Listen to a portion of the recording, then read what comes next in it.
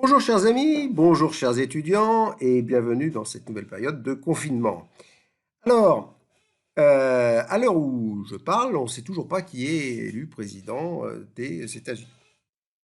Et ce qui est étonnant, c'est que le résultat est extrêmement serré alors que tous les sondeurs ont annoncé la victoire probable avec une grosse avance du candidat démocrate.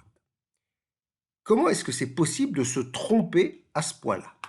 Alors, le sondage, vous voyez, on sonde, c'est-à-dire qu'on va chercher ici un échantillon qu'on va dire représentatif. Par exemple, on interroge 10 000 personnes. Les personnes interrogées ici, vous voyez, ce sont les œufs là. Ces personnes, on va faire en sorte qu'ils représentent la base électorale, c'est-à-dire la totalité de la population. Donc on ne va pas en prendre 10 000 à New York. On va prendre autant de femmes qu'il y a d'hommes qu'il y a dans la population, de blancs, de noirs, de cadres, d'ouvriers, etc. Donc ça, il y a une maîtrise statistique de l'échantillonnage pour éviter que l'échantillon soit biaisé.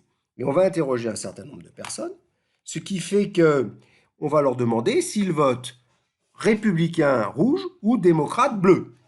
Donc on a le résultat du sondage ici. Le résultat de ce sondage, vous voyez, donne 4 rouges, 4 bleus. Et ce qui est intéressant, c'est que normalement, il doit être conforme, si les sondeurs ont bien fait leur boulot, au résultat de l'élection. Et ce n'est pas ce qu'on a constaté depuis hier.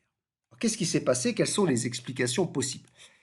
Ça, c'est une bonne prédiction. Et en fait, ce qui s'est passé, c'est que les sondeurs nous ont annoncé 5 bleus, 3 rouges, en gros une grosse victoire des démocrates, alors que le résultat de l'élection est parfaitement serré, 50-50. Donc, avec les moyens statistiques qu'ils ont, avec les systèmes d'intelligence artificielle, les réseaux de neurones, etc., comment peuvent-ils se tromper à ce point? Alors, il y a plusieurs explications, je vais vous en donner rapidement 5.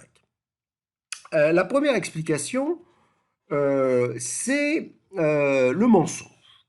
C'est-à-dire, vous voyez ici, cet électeur-là, il a déclaré voter bleu au sondeur. Et en fait, il vote rouge.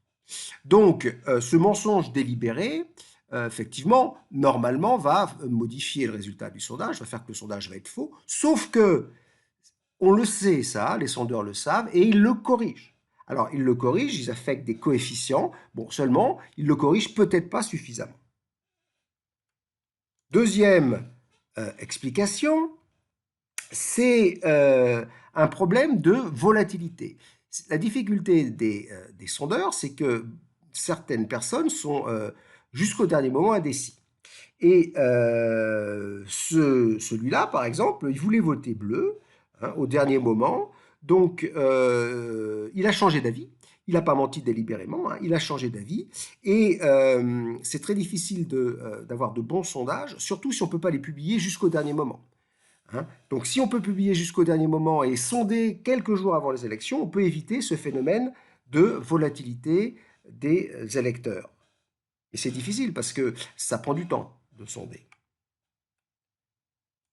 Une troisième explication, alors là, c'est la crainte des favoris, c'est que suite à la publication du sondage, celui qui avait dit voter bleu va croire que c'est gagné, va être démotivé hein, du fait de cette victoire soi-disant facile.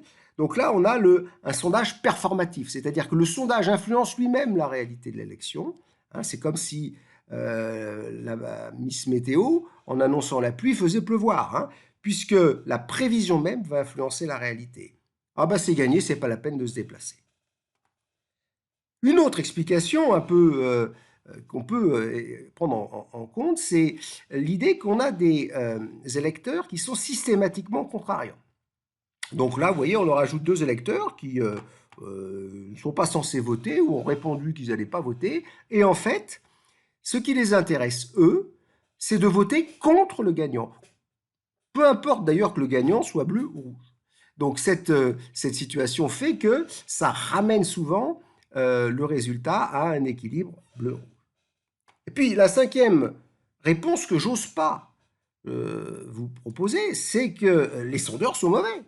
C'est-à-dire qu'en fait, soit l'échantillon utilisé n'est pas représentatif, soit ils ont mal administré les questionnaires, ils n'ont pas posé les bonnes questions. C'est inquiétant. Il va falloir quand même qu'on ait des réponses. Alors, peut-être qu'en fait, ils auront finalement raison, que les Bleus, donc je vous rappelle, les démocrates, vont l'emporter, mais ce n'est pas encore sûr. Voilà, à suivre.